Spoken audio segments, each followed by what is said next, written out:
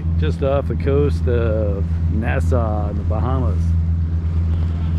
First day here. Not too shabby at all.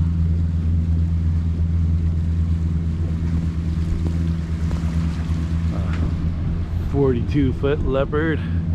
Steve Campana at the helm.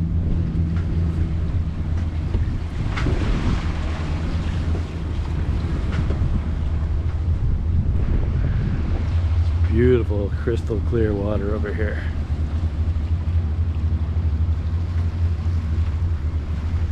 I think this is one of the islands we're going to be hanging at tonight.